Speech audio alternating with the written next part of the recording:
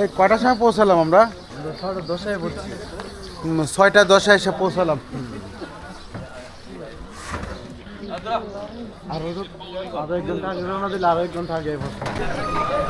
আসসালামু আলাইকুম।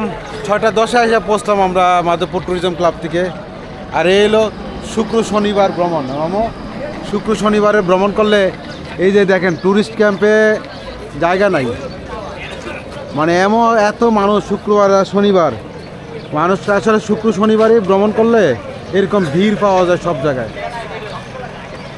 ট্যুরিস্ট ক্যাম্পে আমাদের খাবারের আয়োজন আর কি। এখন বর্তমানে এটা আসলে আগে রাঙ্গাবন ছিল, রাঙ্গাবন, তো ওই রাঙ্গাবনটাই এখন এখানে ট্যুরিস্ট ক্যাম্প হয়েছে। কারণ আপনারা তো জানেন যে দীঘিনালায় একটা গন্ডগোল হওয়ার পর থেকে আগুন লাগে সব কিছু পুড়ে গেছে গা। আমাদের আগে একটা বন্ধু রেস্টুরেন্ট ছিল, সবগুলো পুড়ে গেছে। এখন বর্তমানে একমাত্র ভালো রেস্টুরেন্ট দীঘিনালার মধ্যে আছে এই ট্যুরিস্ট ক্যাম্প।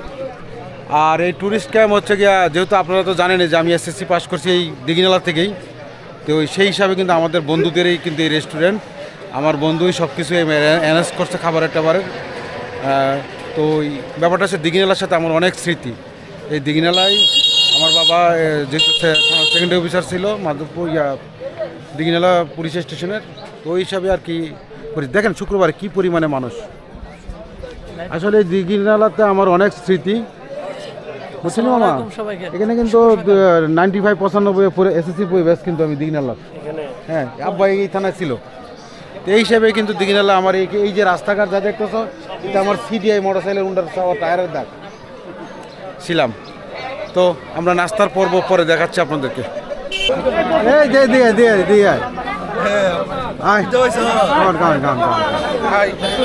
গাড়িগুলো দেখেন। হ্যাঁ, আচ্ছা রাখবেন। এই আপনাদের সবাইকে পরিচয় করে দিই। আমার এই দীঘিনালায় আমার হাই স্কুলের আমার ক্লাসমেট এসএসসি ব্যাচ আমার বর্তমানে এখানকার বাস স্ট্যান্ডের দায়িত্বে আছে।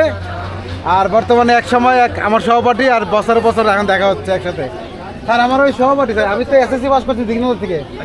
আমার স্কুলের এক ফ্রেন্ড, এখানকার স্থানীয় আর কি। তো রাসিলের সাথে আবার আমার বিপুলের সাথে দেখা হয়েছে না এখনো? না, হ্যাঁ 95।